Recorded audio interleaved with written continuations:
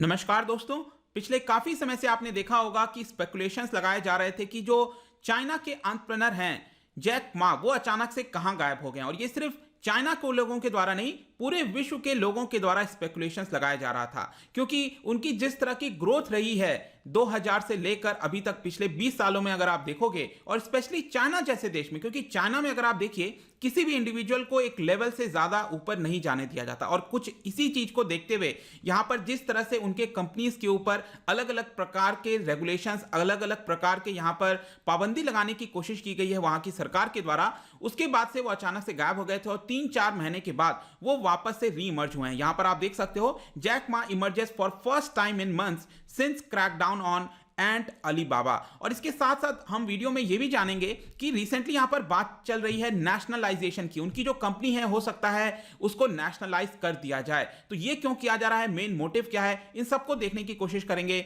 चलिए आगे बढ़ते हैं। मैं हूं अंकित अग्रवाल और अपडेट के लिए आप मुझे फॉलो कर सकते हैं इंस्टाग्राम, फेसबुक और ट्विटर पर। मेरे लेक्चर की हर पीडीएफ आपको फेसबुक पर तो मिलेगी ही, प्लस साथ में आप मेरा टेलीग्राम चैनल ज्वाइन कर सकते हैं by searching Ankit Agarwal official. और अगर आप यूपीएससी की तैयारी कर रहे हैं तो आपके लिए सुनहरा मौका है स्टडी IQ आपके लिए स्मार्ट कोर्सेज, जिसके थ्रू आप अपनी प्रिपरेशन और भी ज्यादा अच्छे तरीके से कर सकते हैं। तो सबसे पहले समझते हैं दोस्तों यहां पर हुआ क्या है। तो करीब 3 महीने के बाद, क्योंकि आपको याद होगा कि जो उनकी कंपनी है एंड ग्रुप, उनके द्वारा एक विश्व का सबसे बड़ा आईपीओ लाने की कोशिश की जा रही थी, लेकिन उसको फेल कर दिया गया वहां की सरकार के द्वारा। अलग अलग प्रकार के रूल्स, रेगुलेशंस, नियम कानून बताने लग गए, उसके बाद से वो फेल हो गया, मतलब उसको लॉन्च नहीं करने दिया गया। अदरवाइज वो विश्व की सबसे बड़ी आईपीओ हो जाता रिकॉर्ड, क्योंकि लास्ट टाइम आपको याद होगा सऊदी अरमको के द्वारा ये अभी तक का रिकॉर्ड है सबसे बड़े आईपीओ का। लेकिन उसके बाद से अचानक से वो गायब हो गए और पब्लिक में दिख नहीं रहे थे। लेकिन फाइनली वेडनेसडे को यहां पर लाइव स्ट्रीम्ड वीडियो के माध्यम से, ध्यान रखिएगा, वो यहां पर अपने आप को पब्लिक के सामने नहीं लाए, लेकिन लाइव स्ट्रीम्ड वीडियो के थ्रू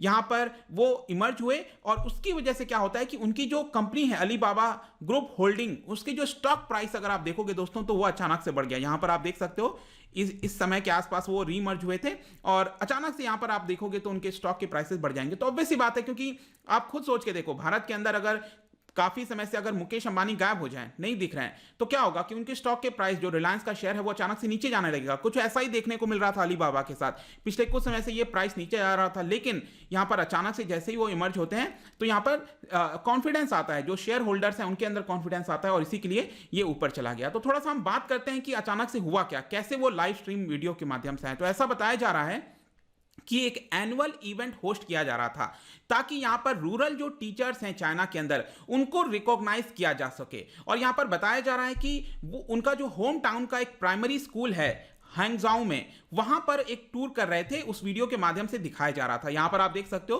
कि एक बहुत ही छोटा सा टॉक उन्होंने किया, एक ब्रीफ टॉक किया और अलग अलग चीजों के बारे में बात किया। बेसिकली यहां पर उन्होंने ना तो चाइनीज कम्युनिस्ट पार्टी के बारे में कुछ बोला, ना तो अपने बिजनेस के बारे में ऐसा कुछ बोला, लेकिन यहां पर बेसिकली उनका यह कहना था कि वो अब आगे चलकर फिलॉन्थ्रॉफी में ज्यादा विश्वास रखेंगे, मतलब कि ज्यादा से ज्यादा फिलॉन्थ्रॉफी में यहां पर काम करेंगे।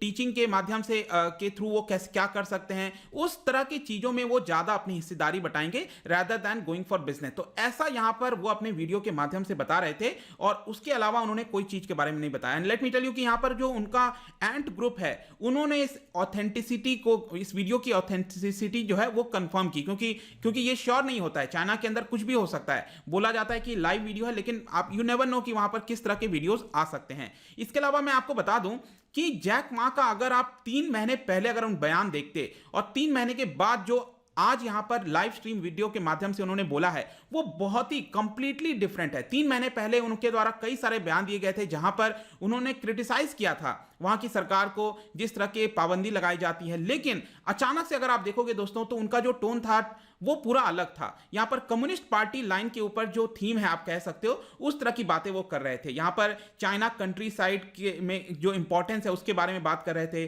जो इनकम डिस्पैरिटीज है उसके बारे में बात कर रहे थे, यंगर टैलेंट के बारे में बात कर रहे थे। मतलब कि जो क्रिटिसिज्म था, ये सारी चीजें थी, वो अचानक से उनके बात में चली गई। और यहां पर आप देख सकते हो 3 महीने पहले मैंने एक अलग से वीडियो भी बनाया था कि China suspends world's largest IPO in shock move blow to Jack Ma Ant Group. तो यहां पर करीब $35 बिलियन का, या फिर आई थिंक $37 बिलियन के आसपास का ये पूरा आईपीओ लाया जा रहा था, लेकिन ये आपका फेल हो गया था, क्योंकि यहाँ पर जो चाइना है उनके द्वारा कई सारे पाबंदी लगाई जा रही थी। रेगुलेटर्स के द्वारा बोला जा रहा था कि आपको अपने बिजनेस में कुछ चेंजेस करने होंगे, तभी आप आईपीओ ला सकते हो। इन सारी चीजों को देखते हुए यहाँ पर इस आईपीओ को नहीं लाने दिया गया। और यहाँ पर मैं आपको बताऊं तो अक्टूबर 2020 में जैक मा ने यहां पर क्रिटिसाइज किया था चाइना के स्टेट मशीनरी को लेकर, जो फाइनेंशियल रेगुलेशंस है उसको लेकर, कि वो बहुत ज्यादा आउटडेटेड हैं, उनको नए नए प्रकार के फ्रीडम और इस तरह की चीजें देनी चाहिए। और इसी को लेकर यहां पर कहीं ना कहीं बताया जा रहा है कि जो कम्युनिस्ट पार्टी के लीडर्स हैं उनको अच्छा नहीं लगा ये सारी बातें सुनकर, और फाइनली यहां पर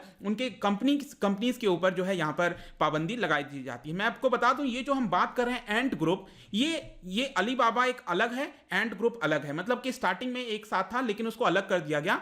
एंट ग्रुप में आपको बता दूं, बेसिकली आपने सुना होगा पेटीएम वगैरह है, तो एक तरह का फाइनेंशियल ट्रांजैक्शंस में वो इन्वॉल्व होते हैं एंट ग्रुप, ठीक है। तो ये उसका आईपीओ लाया जा रहा था। लेकिन नेक्स्ट यहां पर क्वेश्चन आता है कि जो बात चल रही है अलीबाबा और जो एंट ग्रुप है उसको नेशनलाइज कर दिया जा सकता है। देखिए नेशनलाइजेशन का क्या मतलब है, जैसे कि आपको याद होगा 1955 में जो स्टेट बैंक ऑफ इंडिया था नेशनलाइज कर दिया गया था, जो आपका बैंक नेशनलाइजेशन इंदिरा गांधी जी के समय किया गया था। मतलब कि वो सरकार की प्रॉपर्टी बन जाती है एक तरह से, उसी को नेशनलाइजेशन कहते हैं, राइट। तो यहां पर अलीबाबा और एंट ग्रुप एक तरह से क्या होगा, वो प्राइवेट ना रहकर वो आपका सरकार की प्रॉपर्टी बन जाएंगी, वो एक तरह से खरीद लेंगे। क्योंकि आप चाइना के अंदर आप देखिए जितने भी आप फाइनेंस से रिलेटेड चीजें देखेंगे वहां पर वो आपके सारे सरकारी हैं, मतलब कि वहां से ही सब कुछ रिलेटेड है। वहां पर प्राइवेट आपको एटलीस्ट बैंकिंग में तो देखने को नहीं मिलेगा, और बाकी जो होते हैं एक लेवल तक ही वो लाने देते हैं। तो यहां पर आप देख सकते हो कि रिपोर्ट्स के द्वारा बताया जा रहा है कि जो चाइनीज गवर्नमेंट है वो पूरा प्लान वर्क कर रही है ताकि इसको नेशनलाइज किया जा सके। क्योंकि आप देखिए ये ऐसा क्यों बोला जा रहा है,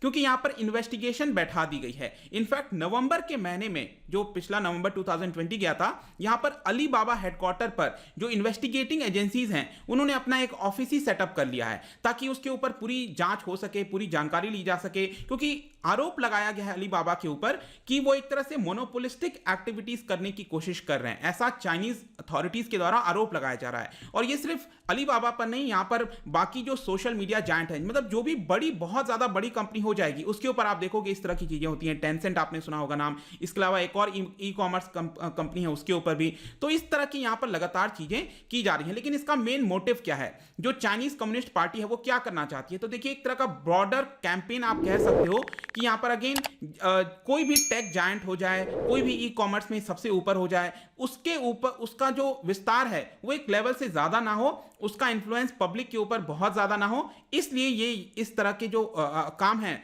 वो वहां की सरकार करती रहती है। तो ये मेन मोटिव आप कह सकते हो दोस्तों। और लास्ट में कंक्लूजन में हम कह सकते हैं कि एटलीस्ट यहां पर जो लाइव वीडियो सामने आया है, एक तरह का जो पूरा रूमर्स फैल रखा था कि कहीं वो क्योंकि अगर आप अचानक से नहीं रहोगे 3 महीना तो आप खुद सोचो किस प्रकार के रूमर्स फैल सकते हैं। तो कहीं ना कहीं वो रूमर्स एक तरह से कुछ समय के लिए अनक्लियर हो, जो क्लियर है उसमें क्लैरिटी आएगी, और यहां पर मीडिया कवरेज वगैरह जिस तरह से कोरियोग्राफ रहता है उससे थोड़ा सा बाहर निकल पाएंगे। तो ये था दोस्तों यहां पर जो अचानक से न्यूज आई है, Jack Ma emerges for first time after months.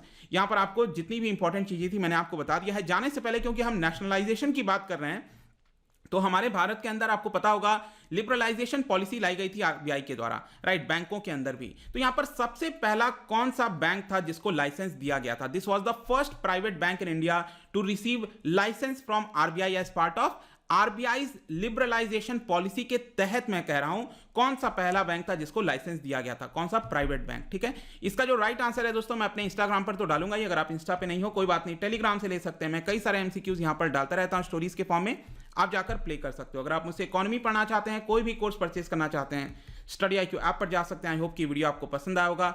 मिलता हूं आपसे next time, till then thank you very much, see you soon.